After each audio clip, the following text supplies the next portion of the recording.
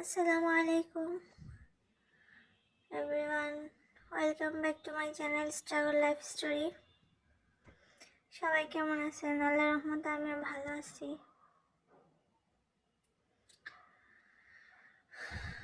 আজকে রান্না করতেছি শুধুমাত্র গুঁড়া মশলা দিয়ে বাচ্চারা যাতে সঠিক পুষ্টিটা পায়, বাচ্চাদের কথা চিন্তা করে গুঁড়া মশলা দিয়ে বাচ্চাদের জন্য চিকেন রান্না করতেছি। তো পেঁয়াজটা ভেজে আদা রসুন দিয়ে দিলাম, ওগুলো যখন ভালো করে ভেজে আসছে লবণ দিয়ে দিলাম, হলুদ দিয়ে দিছি, মরিচ দিয়ে দিছি। এরপরে দিয়ে দেবো আমরা গরম মশলা গুঁড়োটা। এটা শুধু গুঁড়ো করে থাকবে, কোনো আস্ত মশলা আমি এখানে ইউজ করি নাই। এরপর দিয়ে দিব জিরার গুঁড়ো,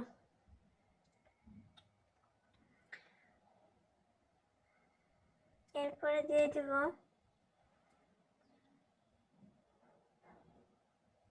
গোলমরিচের গুঁড়ো,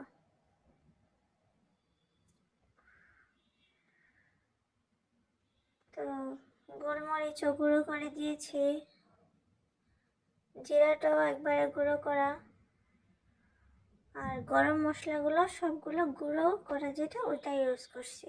যেহেতু বাচ্চাদের প্লেটে বা বাচ্চারা খাওয়ার সময় যখন আস্ত মশলাটা তাদের মুখে পড়ে তখন অনেক সময় বাচ্চারা খাওয়াটা বন্ধ করে দেয়। তো মূলত সবসময় বাচ্চাদের প্রতি একটা আলাদা ভাবে কিছু করার চেয়ে ঘরের সবার সাথে বাচ্চারা যাতে খাবারটাকে খেয়ে অভ্যস্ত হয় তার জন্যই মূলত আজকের রান্নাটা। আর আমি সবসময় বাসায় বাচ্চাদের কথা চিন্তা করে রান্না বান্নাটা করি।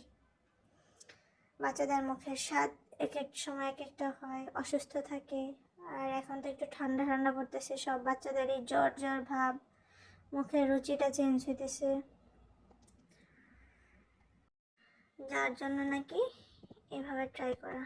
এরপর দিয়ে দিলাম টমেটোটা যখন একটু কষে আসছে ঢাকনা দিয়ে দিলাম। যখন একটু পরে ঢাকনাটা উল্টে যখন দেখলাম যে টমেটোগুলো আস্তে একটু নরম হয়ে আসছে তখন একটু ভালোভাবে নাড়াচাড়া করে আমি বাচ্চাদেরকে এক্সট্রা করে যে সবজি খাওয়ানো হয় বা বাচ্চারা খেতে চায় না ওই কথা চিন্তা করে আবার মুরগির সাথে আমি আলু প্লাস যে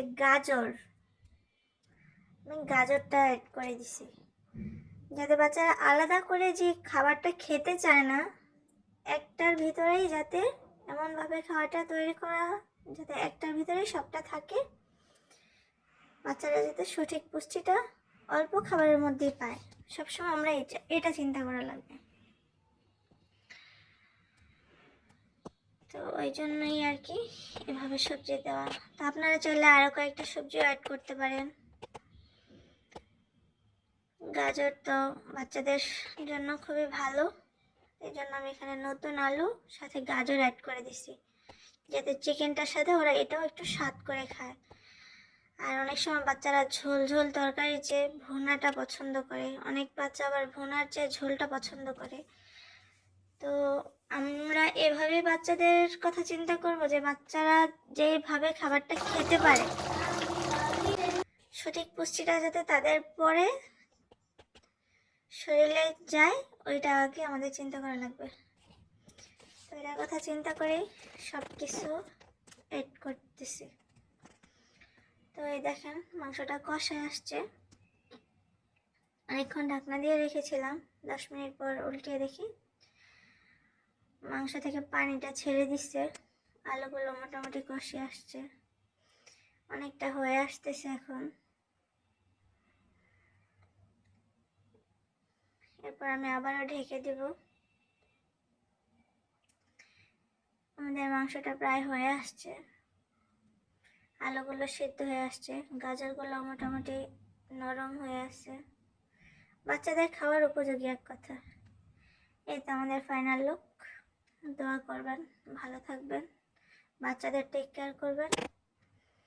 আমার চ্যানেলটা সাবস্ক্রাইব করে আমার পাশেই থাকবেন। আল্লাহ হাফিজ, আসসালামু আলাইকুম।